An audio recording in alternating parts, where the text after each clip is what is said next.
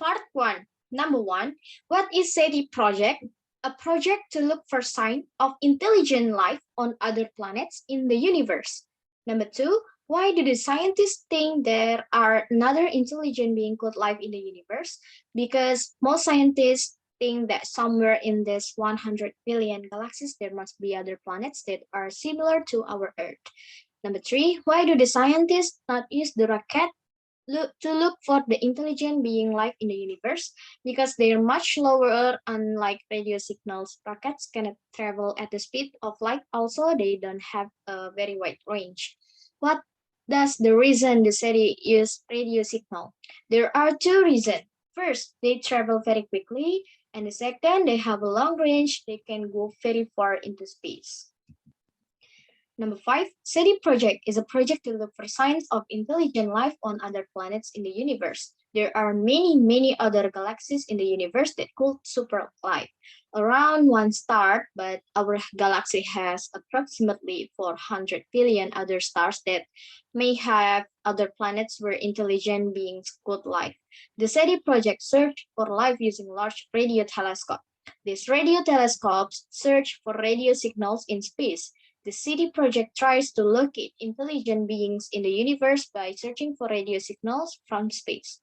They used radio signals that they thought were better because using radio signals, they could travel very fast and have a long range. Sending radio signals, they're a good change that the signals can reach Earth because they're much slower. Unlike radio signals, rocket cannot travel at the speed of light. Also, they don't have a very wide range.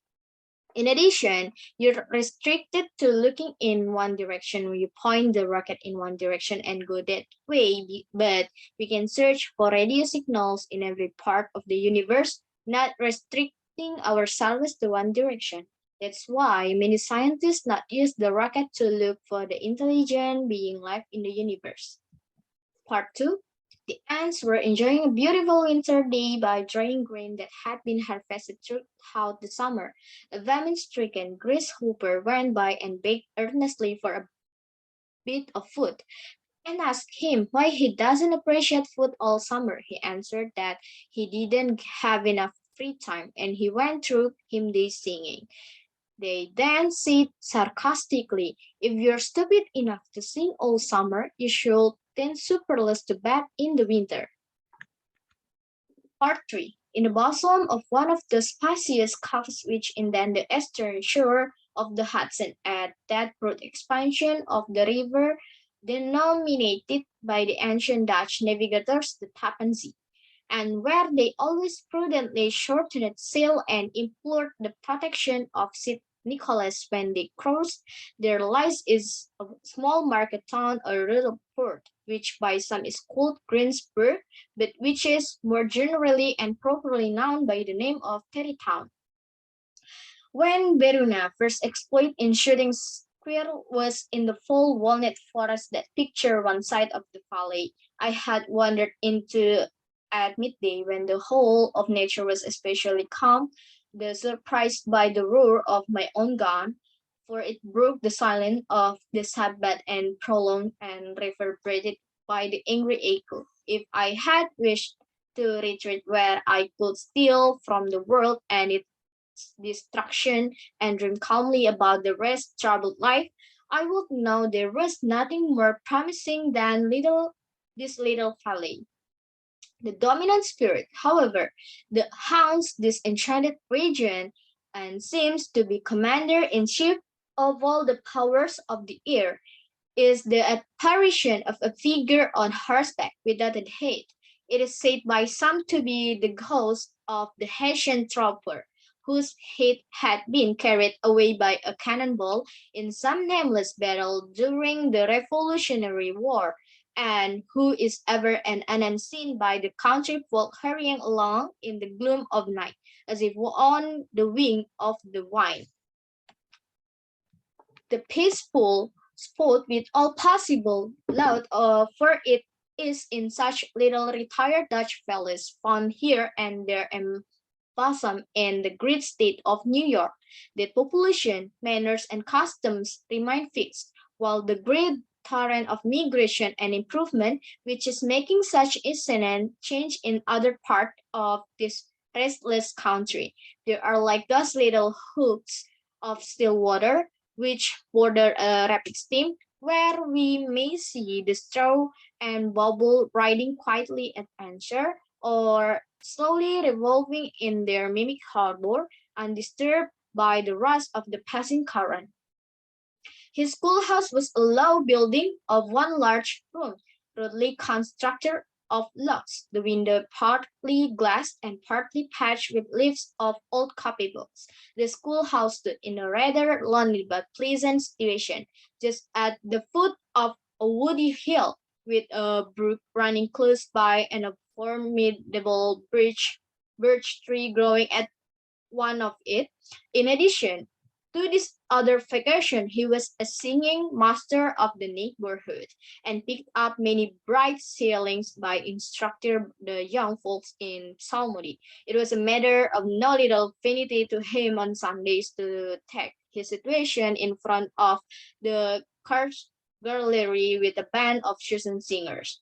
Another of his fearful pleasure was to pass long winter evenings with the old Dutch wives, as they sat spinning by the fire with a row of apple roasting and spluttering along the hearth, and listened to their marvelous tales of ghosts and goblins, and haunted fields, and haunted brooks, and haunted bridge, and haunted house, and particularly of the headless horseman, or galloping Hessian of the hollow, as they sometimes called him.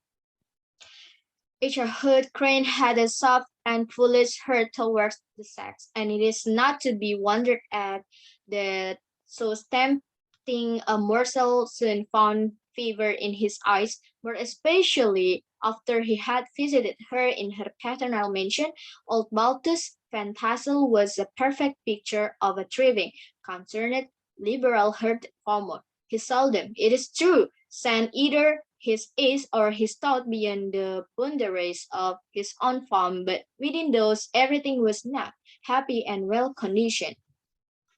He was satisfied with his wealth, but not proud of it, and and piqued himself upon the earthly evidence rather than the style in which he lived. His stronghold was situated at the banks and Hudson, in one of those green sheltered fertile hoops in which Dutch farmers are so fond is nestling. A great elm tree spread its broad branches over it. At the foot is watching which bubbled up a spring of the softest and sweeter water in a little well formed full of a barrel, and then stole sparkling away through the grass for to a neighbor brook that bambled along among alders and dwarf willows. I profess not to know how women's hurt are wood and won.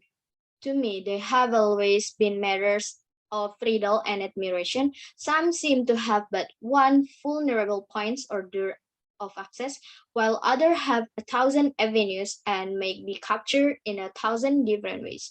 It is a great triumph of skill to gain the farmer, but a still greater proof of generalship to maintain possession of the latter, for man must be battle for the fortress of every door and window. According to the mode of those modes consist and simple reasoners, the knights errant of yore by single combat, but each was to consist of the superior might of his adversary to enter the list against him. He had overhead a boast of bonds that he would double the schoolmaster up and lay him on a shelf of his own schoolhouse, and he was too weary to give him an opportunity. Worm Brom Bones, however, was the hero of the scene, having come to the gathering his favorite steed that Phil, a creature like himself, full of mettle and mischief, and which no one but himself could manage. He was, in fact, noted up for preferring vicious animals, given to all kinds of tricks which kept the reader at constant risk of his neck. For he held a tractable, well broken horse as unworthy of a lack of spirit. The sequestered situation of this perch seems always to have made it favorite haunt of troubled spirits. It stands on a knoll surrounded by locust trees and lofty elms, from among which is descent with whitewashed will shine mostly forth like Christian purity beaming through the shade of retirement. To look upon its grass-grown yard, where the sunbeams seem to sleep so quietly, one would think that there are leads the dead might rest in peace. Over the deep black part the stream not far from the church was firmly thrown a wooden bridge, the road that led to it. Such was one of the favorite haunts of the heartless horseman, and the place where he was most frequently encountered. The brook was searched, but the body of the schoolmaster was not to be discovered. Hans van Rieper, as executor of his estate, examined the bundle which contained all his worldly effects. They consist of two shirts and half, two stock of the neck, a pair or two of birds stocking, as the books and universe of the schoolhouse belong to the community, accepting patent matters, history of Whitecraft, a New England Almanac, and Book of Dream Fortune Telling. Whatever money the schoolmaster possessed, and he had received his quarter's pay but a day or two before he must have had but his person at the time of his disappearance. The mysterious event caused much speculation at the church on the following Sunday.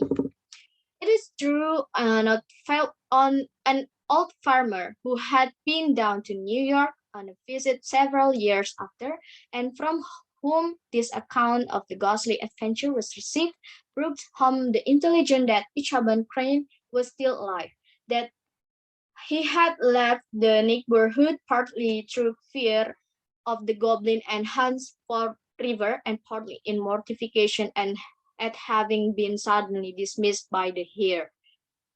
The politician, electrician written by the newspaper, and finally had been a justice of the 10th Court. The bridge became more than ever an object of superstitious awe, and that may be the reason why the road has been altered of late years, so as approach the church by the border of the mill pond. The schoolhouse being deserted soon fell to decay, and was reported to be haunted by the ghost of the mill unfortunate Pendagogue and the pond boy, loitering homeward of a still summer evening, has often fancied his office at a distance, chanting a melancholy psalm tune among the tranquil solitudes of Sleepy Hollow. Finished? Thank you.